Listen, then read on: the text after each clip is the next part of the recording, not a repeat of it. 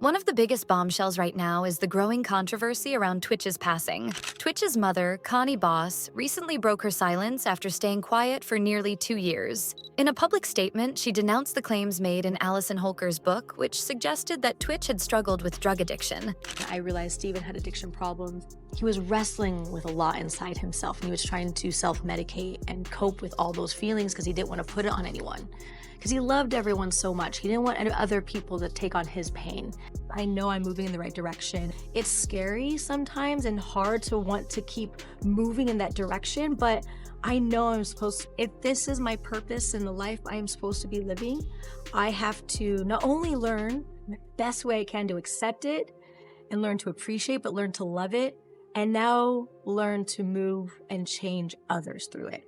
God doesn't give you things you cannot handle. I'm a firm believer in that. You can't control your life, but learn to be the best self you can, moving through it, walking through it, and hopefully bring people inside with you to walk it with you. But here's where things get even more suspicious. Twitch's autopsy found no drugs or alcohol in his system. Beyond that, Twitch's close friends, Emmanuel Hurd and Comfort Faydock, have publicly questioned Allison's actions after his passing. They pointed out that within 48 hours of his death, Allison had changed her last name on social media from Boss back to Holker, hired a defense attorney, and allegedly altered her story about Twitch's final days. Twitch's mom is fighting to protect his legacy and to maintain a relationship with her grandchildren, but according to her, Allison has been making that difficult. So now, people are raising serious questions. Was Allison really just mourning her husband, or is there a bigger truth being covered up? What do you think? Now, let's switch gears to some happy news. Zendaya and Tom Holland are officially engaged. This is a moment fans have been waiting for, and their love story is one of the most genuine in Hollywood. Unlike many other celebrity relationships, Zendaya and Tom have kept things private, avoided drama, and built a solid, real connection. But instead of just celebrating,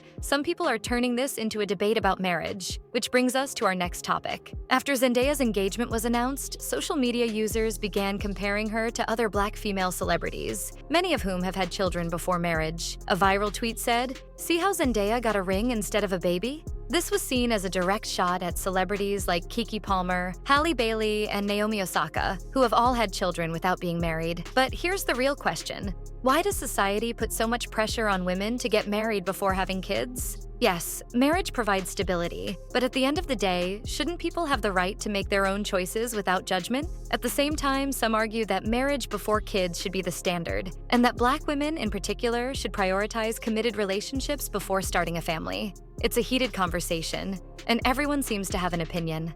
Another major debate happening online is about race and relationships. Some people are pointing out that Zendaya is engaged to a white man, while many of the Black female celebrities getting criticized for not being married are in relationships with Black men. This has led to conversations about marriage rates in different communities and whether cultural norms affect who gets married and who doesn't. While statistics show that marriage rates among Black Americans are lower compared to other groups, it's unfair to generalize an entire community. Many Black couples do prioritize marriage, and it's important to remember that every relationship is unique. What do you think? Do cultural norms play a role in who gets married and who doesn't?